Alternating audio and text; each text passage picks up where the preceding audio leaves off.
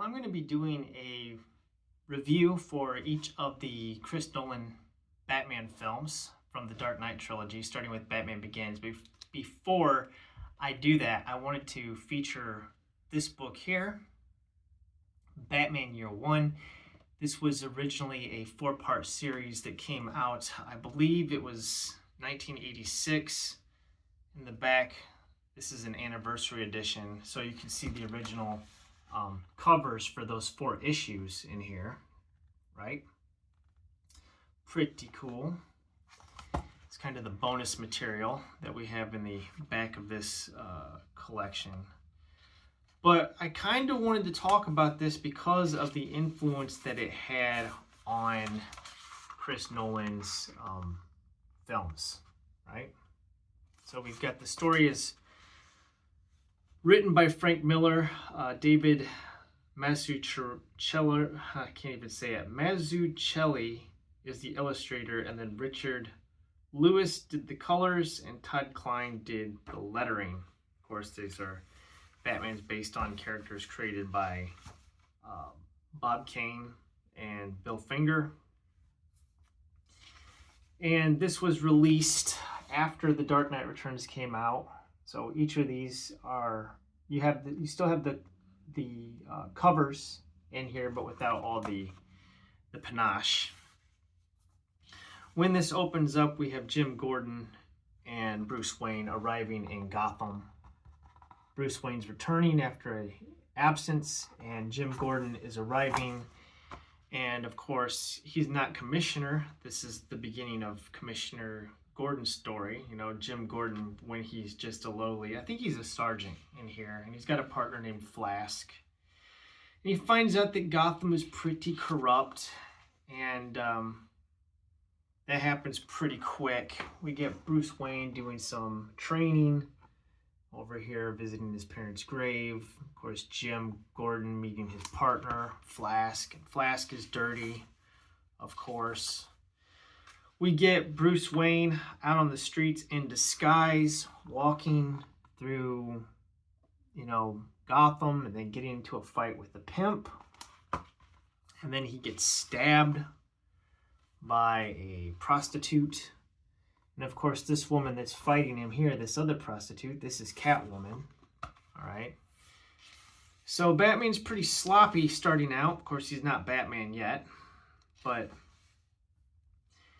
we're kind of flashing back and forth between Bruce Wayne's story and Jim Gordon's story. I think that the artwork in this book is pretty amazing, pretty gritty, well written.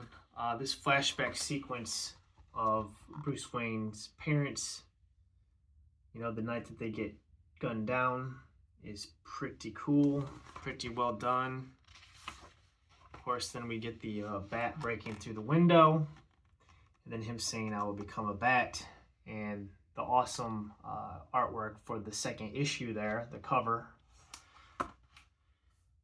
Anywho, the reason why I'm talking about this is because it had a lot of inspiration on Chris Nolan's trilogy. Of course, we even get a young Harvey Dent, okay, in here as well.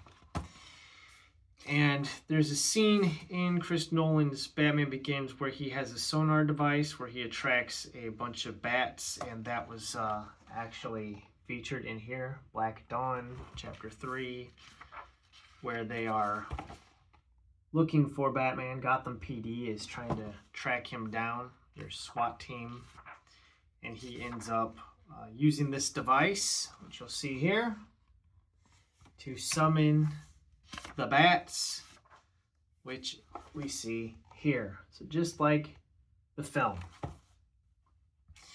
Going to the end of this book, here we have the same ending.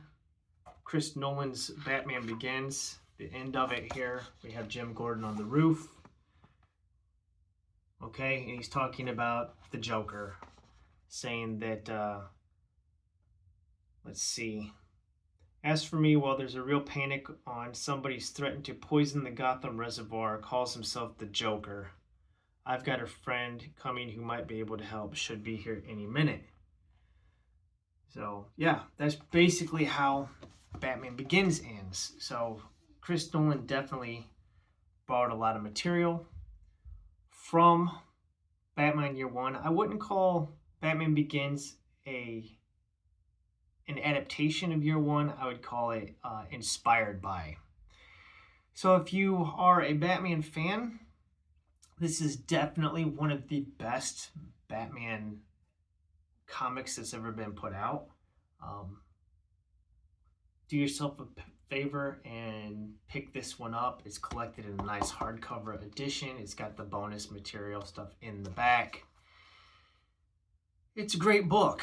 I really like it. Now, they did do an animated film based off of this, which is a pretty good adaptation, and they got Bryan Cranston from Breaking Bad to do the voice work for Jim Gordon. So Bryan Cranston is Gordon in the animated film, and it's pretty good. It's pretty good.